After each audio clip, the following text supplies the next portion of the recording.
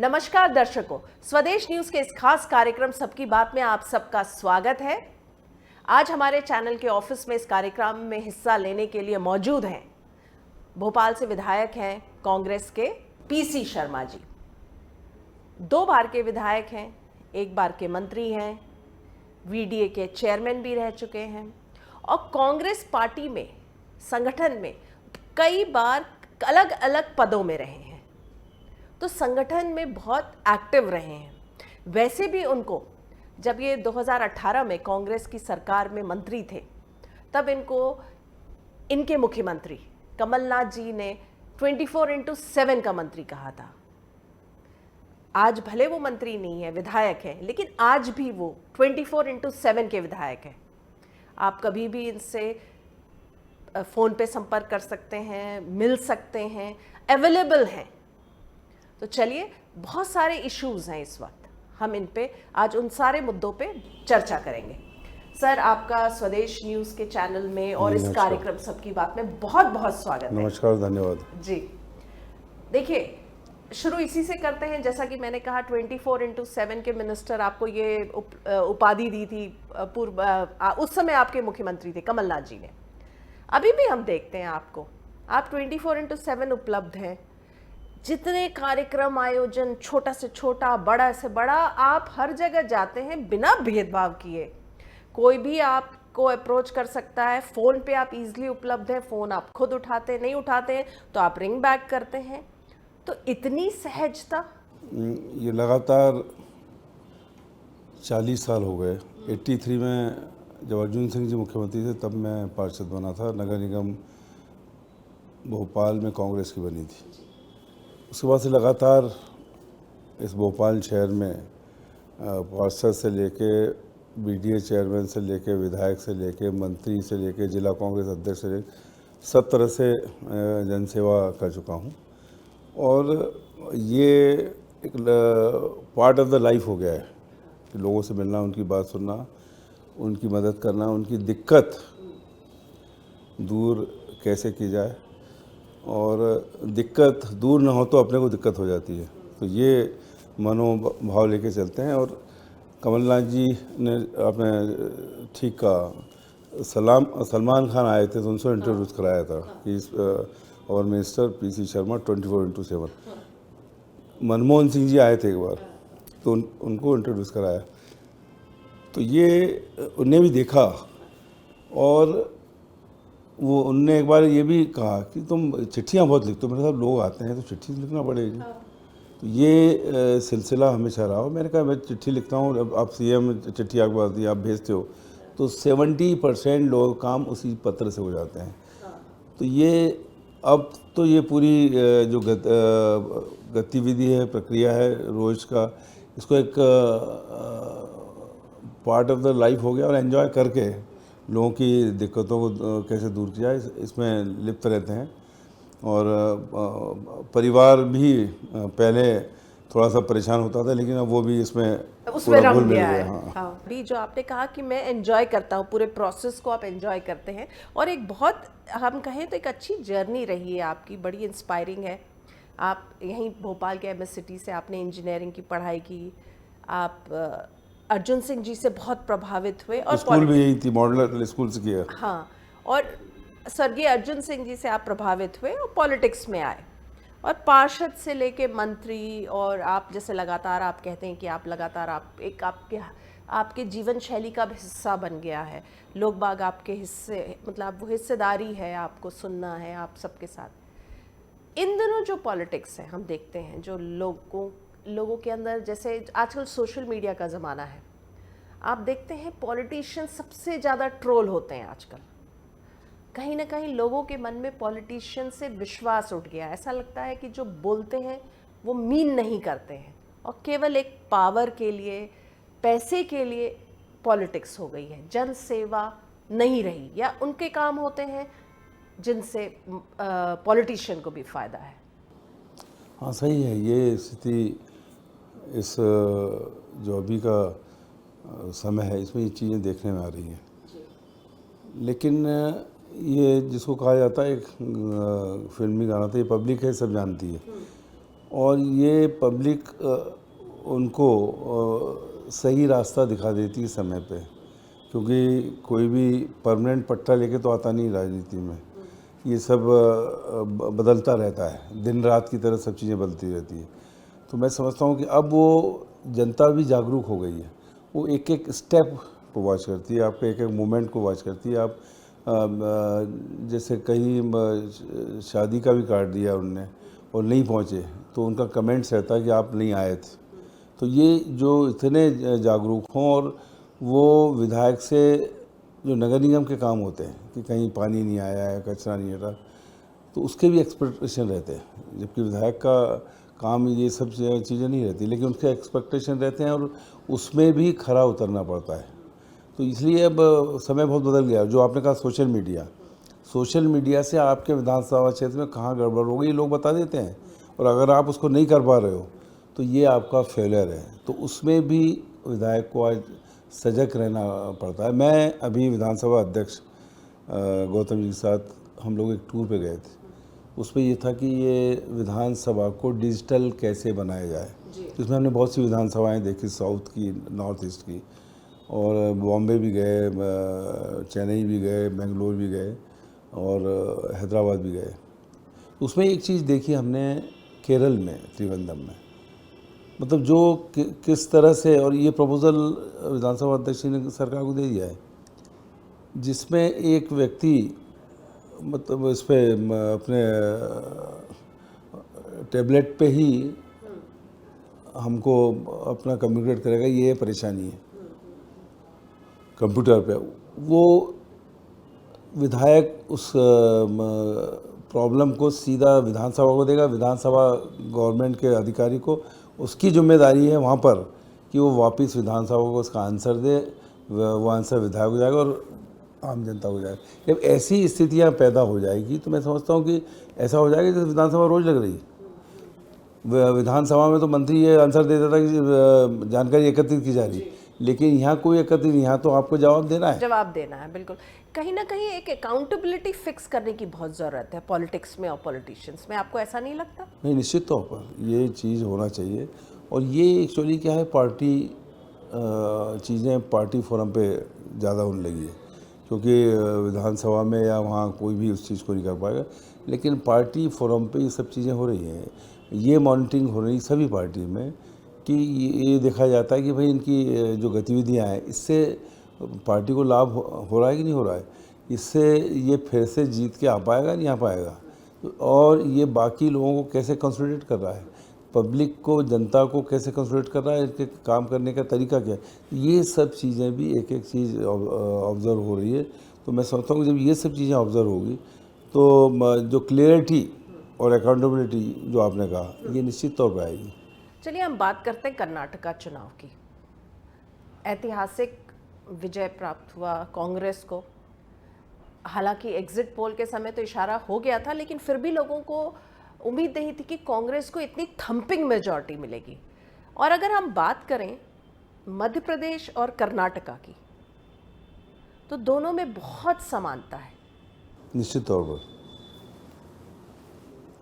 कर्नाटक में भी 18 में कांग्रेस की सरकार बनी है, जिसको खरीद फरोख्त करके गिरा दिया गया।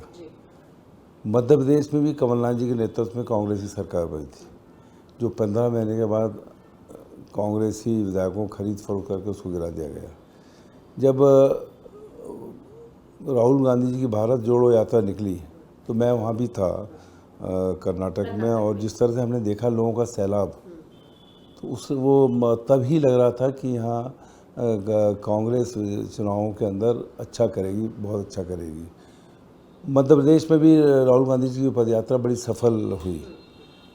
तो ये जिस तरह से रिज़ल्ट वहाँ पर आए, और आप ये देखिए आम जन पब्लिक को किस तरह से रिज़ल्ट देती है। उसने देखा कि यहाँ पे सरकार की खरीद फरोख्त हुई थी, तोड़ दी गई थी, तो उन्हें ऐसी मेजॉरिटी दी है जिसमें अब गुंजाइश नहीं बची है।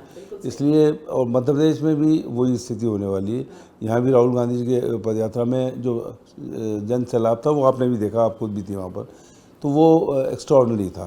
तो और दूसरा वहाँ मुद्दे थे भ्रष्टाचार के, वहाँ महंगाई के, और बेरोजगारी के, यही मुद्दे यहाँ पर हैं। तो सिमिलरिटी है, और इसलिए मैं जब भी बाइट देता हूँ तो एक चीज़ हमेशा कहता हूँ कि अब 114 नहीं 174 से ज़्यादा सीट आएगी जिससे कोई खरीद फरोख्त ना कर सके, और ये चीज़ कर्नाटक की जनता ने प्रूव की। और यहाँ पे भी जिस तरह की परेशानियाँ हैं नीचे स्तर पे, मैं समझता हूँ कि एज ए जनप्रतिनिधि मैं देखता हूँ, बीमारी पता लगा कि इसका मेडिकल कार्ड वो चल ही नहीं रहा है।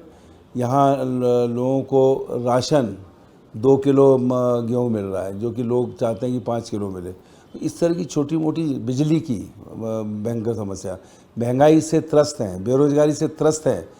मतलब रोज़ मेरे पास जो लोग आएंगे तो आएंगे भी डेथ हो गई है, लकड़ी के पैसे नहीं, या ये आएंगे कि शादी करना है, पैसे नहीं है, कुछ उसकी मदद करो, बच्चे का स्कूलिंग। कोविड के बाद जो ज़्यादातर लोग आए जो प्राइवेट स्कूल्स में पढ़ते थे, उनका ये था कि हमें सरकारी स्कूल में एडमिशन दिला दो क्योंकि पैसे नहीं हैं। और आज भी लोग आ रहे हैं कि सरकारी स्कूल जहाँ फीस ना लगे वो वहाँ एडमिशन करा दो। ये एजुकेशन की स्थिति बन गई है। और तो हर लेवल पे लोग परेशान हैं, छोटी छोटी चीज़ों के लिए परेशान हैं, रोज़गार के लिए परेशान हैं। तो मैं समझता हूँ ये सब चीज़ें हैं। और जो कमलनाथ जी ने 3 पॉइंट आज की तारीख में लेके आए, 4 पॉइंट, जो सब कांग्रेस की जितनी भी सरकार हैं, चाहे वो हिमाचल प्रदेश में बनी या कर्नाटक में, ये सब चीज़ें होंगी। जैसे गैस सिलेंडर 500 रुपये, 1500 रुपये हर एक के अकाउंट में होंगे, चाहे वो नौकरी कर रही हो, कुछ भी कर रही हो, व्यवसाय कर रही हो, उसके भी अकाउंट में आएंगे। और आज उन्होंने कह दिया कि 100 यूनिट बिजली फ्री और 200 यूनिट जो है वो हाफ, और ओल्ड पेंशन। ये ऐसे मुद्दे हैं जो सीधे सीधे महंगाई पे वार कर रहे हैं। ये महंगाई से लड़ने का एक तरीका उन्होंने ईजाद किया है। तो मैं समझता हूँ कि ये महंगाई से भी हो रही है, इसमें बेरोजगारी भी। जब महिलाओं को, घर की महिलाओं को 1500 रुपये आएंगे तो जो रोज़मर्रा की उनकी ज़रूरत है वो मैं समझता हूँ उसको सॉल्व कर पाएंगी, और एक सेटलमेंट उनकी ज़िंदगी में आएगा। वो अपने बच्चों को, जो पालन पोषण गरीब लोग हैं, वो आसानी से कर सकेंगे। अभी आपने कहा कि आप कहते हैं कि 174 सीट्स कांग्रेस की आएगी, तो ये नंबर तो आपको याद होगा 2003 में उमा भारती की जब सरकार बनी थी तब मिला था। वो पहली बार था कि मध्य प्रदेश में इतनी सीट्स मिली थी। आप उम्मीद करते हैं कि कांग्रेस को इतने सीट्स मिलेंगे? आज जो सिस्टम है, सरकार का सिस्टम, जो एक वर्ड है अंग्रेजी में कोलैप्स, सिस्टम ही कोलैप्स है। जब सिस्टम कोलैप्स हो जाते हैं तब ये स्थितियाँ होती हैं। ये मैं भी 98 में से 2003 तक विधायक था, और मैं समझता हूँ कि आपको ये बताना चाहूँगा कि जो मेरी क्योंकि कांग्रेस की सरकार थी, दिग्विजय सिंह जी मुख्यमंत्री थे और मैं विधायक था, और इतने काम, मतलब मेरे काम करने के बावजूद, और रिपोर्ट्स जब आती थी, आईबी का कहता है कि 3 सीट आई तो आप जीतोगे। एक IAS ऑफिसर्स की उसमें आया कि 7 अगर जीती तो मैं जीतूँगा। उसके कलेक्टर से जब चुनाव हो गया, बोले आप जीत रहे हो, बाकी हार। उसके बाद में हार गया था। तो जब सिस्टम वो होता है ना, तो फिर कोई किसी को देखता और सफाया होता है। ये सफाई की स्थिति जो 2003 में हमारी हुई थी, वो इस बार भारतीय जनता पार्टी की होने वाली है। आप लोग बहुत आश्वस्त हैं। कर्नाटक इलेक्शन के जो रिजल्ट्स हैं उससे लगता है कि मध्य प्रदेश में जो है एक बार फिर से ऊर्जा आ गई है कांग्रेस के अंदर? निश्चित तौर पर ऊर्जा तो आएगी जब हम वहाँ पे कर्नाटक में जीते, जहाँ हमारी सरकार नहीं थी और सबने मिलकर चुनाव लड़ा, तो कांग्रेस आज एक स्ट्रॉन्ग पोजीशन में आ गई है। और वो मैंने कहा ना, हालात वही के वही हैं, हर एंगल से देख लेंगे तो वही हैं। तो निश्चित तौर पर यहाँ पे भी वही हालात बनेंगे, और सीटें जैसा मैं बता रहा हूँ निश्चित तौर पर इसके आसपास ही आने वाली है।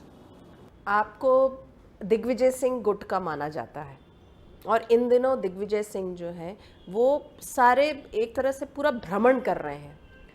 पॉलिटिकली अगर हम कहें, कांग्रेस को भी रिवाइव कर रहे हैं, लोगों को जोड़ रहे हैं, कांग्रेस में भी नेताओं को जोड़ रहे हैं, एक तरह से लोगों से भी मिल रहे हैं। आप लोग जितनी सीट्स हारी थे वहाँ भी जा रहे हैं, तो इसका कितना इम्पैक्ट होगा? देखिए, निश्चित तौर पर दिग्विजय सिंह जी से जब बात की तो उन्होंने कहा कि कमलनाथ जी मुझे टास्क दिया है ये कि मैं जितनी हारी हुई सीटें उस पर जाऊँ, और लगातार पिछले 1 महीने से मैं देख रहा हूँ कि वो दौरे कर रहे हैं। भोपाल उन्होंने एक बार आए तो टच किया। और मैं सोचता हूँ कि उन सीटों पर जहाँ लगातार हारी हैं वहाँ भी एंटी इनकम्बेंसी तगड़ी है। जो विधायक ये भी कुछ कर नहीं पाए। मैं पब्लिक अकाउंट्स कमेटी का भी चेयरमैन हूँ और मैं देखता हूँ कि जो बीजेपी के विधायक हैं उनकी भी सुनी नहीं जा रही है। ये आपने विधानसभा में देखा होगा, बीजेपी के विधायकों ने कहा कि कुछ नहीं हो रहा है, कुछ नहीं सुन रहे हैं और सब गड़बड़ हो जाएगा। ये ऑन लाइव चलती हुई विधानसभा में स्टेटमेंट दी है। विधायक ने ये कहा कि उसे जान से मारने की धमकी दी जा रही है रघुवंश जी ने। एक पूर्व मंत्री जो वहाँ के हैं जबलपुर के सरदार जी, उनने कहा है कि मुझे अपने ही लोग मारने। तो ये जो चीज़ें वहाँ हुई और जो हमारे कांग्रेस से जो गए सिंधिया जी नेतृत्व में 20-25 लोग, उनने वहाँ पे सब ये स्थिति पैदा कर दी है, कोहराम मचा हुआ है। तो सिस्टम इस समय कोलैप्स हो गया, जो हो आप गया कह है। रहे हैं। तो इसलिए और दिग्विजय सिंह जी उन सब चीज़ों को मैं समझता हूँ कि जो तजुर्बा है वो हर चीज़ को भाप रहे हैं और वहाँ उस हारी हुई सीट को हम कैसे जीत सकते हैं, मैं समझता हूँ कि वो उसमें से उस निचोड़ के लिए गए, वो निचोड़ निकालेंगे और जब वो अपनी बात वहाँ रखेंगे तो मैं समझता हूँ कि उस निचोड़ में आ जाएगा कि कौन कैंडिडेट जीत सकता है, वहाँ क्या क्या किया जाए कि हम जीत सकते हैं। तो इस तरह से जब हारी हुई सीटों पे, क्योंकि जीती हुई जो कांग्रेस की सीटें हैं उस पर तो विधायक लोग जो कर सकते हैं वो कर रहे हैं, लेकिन उस जगह पे सामूहिक प्रयास होते हैं जहाँ हारी, क्योंकि और बहुत से लोग उसमें चाहते हैं कि वो चुनाव लड़ लें, तो वो एक कंपटीशन रहता है। उन सबको का कन्वर्सन जीती हुई सीट में कैसे किया जाए उस क्षेत्र में, इस काम में दिग्विजय सिंह जी और पिछली बार किया था उन्होंने, पिछली बार भी किया था। पिछली बार भी उन्होंने नर्मदा परिक्रमा के बाद ये काम किया था। इस बार भारत जोड़ो में ये बहुत सी चीज़ें हो गई पहले, और अब वो घूम घूम के इसको कर रहे हैं। और वैसे भी इसके अलग हटके भी कमलनाथ जी ने 3-3, 4-4 जिले अलग अलग वरिष्ठ नेताओं को दिए कि वहाँ जाओ और वहाँ की स्थितियाँ लेके आओ, निचोड़ लेके आओ। तो मैं समझता हूँ इन सब का जो रिज़ल्ट काफ़ी पॉजिटिव होने वाला है।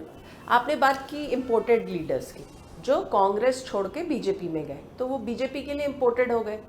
22-23 विधायक जो गए हैं, क्या उनके कारण बीजेपी में खलबली है? उनके कारण जो है सिस्टम कोलैप्स हो गया है? उनके कारण दिक्कतें हैं?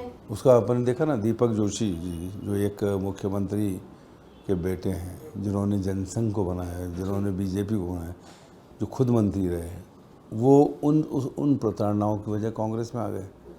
और जब एक ऐसा नेता आता है जो पारंपरिक रूप से वहाँ रहा हो, तो उसके साथ सहानुभूति न जाने कितने लोगों की लाता है, वोट के साथ वो सहानुभूति लेके आता है।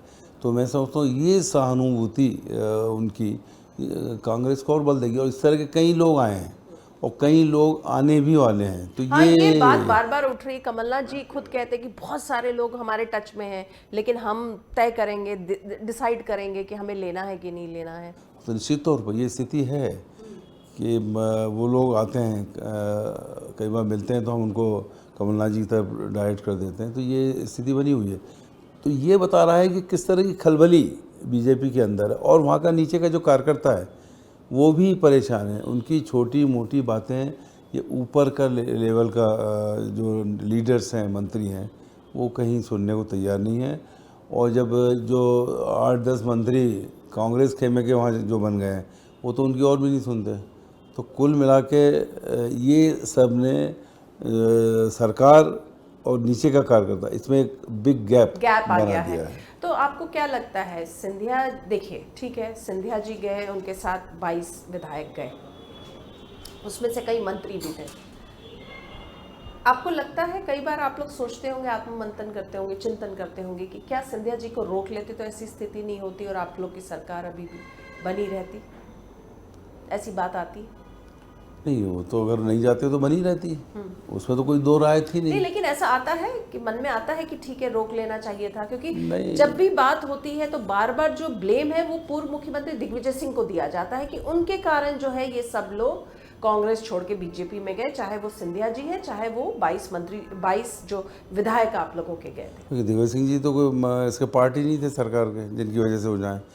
ये तो इनकी अपनी लालच में गए, और जो मुझे लगता है कि जो गए एक दो तो, जैसे कल ये गए बेंगलोर दिल्ली से, तो शाम तक हमारे साथ थे, और इनको भी पता नहीं था, इनको जैसा हाईजैक या किडनैप किया जाता वो करके वहाँ लास्ट मोमेंट में बताया होगा।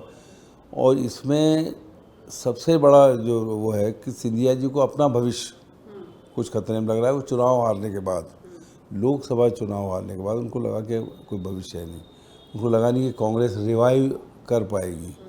पर आज कांग्रेस ने कर्नाटक से जो रिवाइव किया है, आगे आने वाला समय आप देखेंगे, ये आपके कैमरों में दिखाया जाएगा कि ये जो लोग गए हैं ये किस तरह से पछता रहे हैं।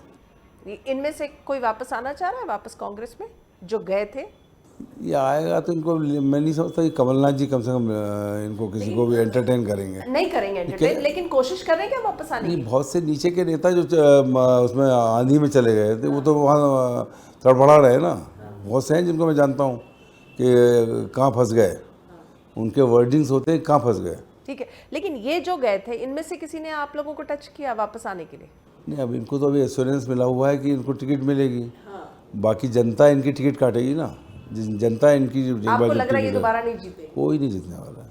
उपचुनाव में तो सब जीत गए थे, लगभग सब भाई जीत देखो, गए। उपचुनाव में तो पूरी दिल्ली, मध्य प्रदेश और सब लग गए थे। इन लोगों ने कोरोना की जितनी भी धज्जियाँ उड़ा सकते थे वो सब उड़ा दी थी। तो ये सब एक मैनिपुलेटेड और वेल प्लान इनका गेम था। लेकिन जब जनरल इलेक्शन होगा तो ये सफाया हो जाएगा। इस बार के इलेक्शन में कांग्रेस क्या मुद्दे लेके जाएगी जनता के बीच में? आपने हालांकि बताया महंगाई है, बेरोजगारी है, और महंगाई, बेरोजगारी, भ्रष्टाचार, और ये जो, और एक अभी तो एक वो इशू आया, स्वतंत्र कुमार जो IAS अधिकारी अटल बिहारी वाजपेयी उसके वो थे, उनको जिस तरह से हटाया गया, और जिस तरह के आरोप लग रहे हैं उसमें मुख्यमंत्री निवास के लोगों पे भी बहुत से आरोप लगे। उन्हें एक एजेंडा बनाया था कि यहाँ CCTV कैमरे लगाए जाए, ये वो किया जाए, जो कौन आ रहा है उसकी एंट्री की जाए, बाकी बाहर के एलिमेंट ने किया। इस बात पे चर्चा हुई नहीं और उनको हटा दिया गया, और आज तक वहाँ पे कोई अपॉइंटमेंट नहीं हुआ कि उनकी जगह कोई हुआ। तो ये सब चीज़ें हैं, ये दिख रही हैं कि इस सरकार में चल क्या रहा है। और ये इसमें हाई प्रोफाइल लोग सब जुड़े हुए। एक जो अधिकारी वहाँ था उसको तो हटा दिया आपने, लेकिन बाकी जो एजेंडा था जिस पर चर्चा होने वाली थी, उस एजेंडे पे चर्चा क्यों नहीं की? ये क्वेश्चन सरकार से, उनके अधिकारी और सरकार से पूरी तरह से है। तो ये सब चीज़ें हो रही है इस शासनकाल के अंदर।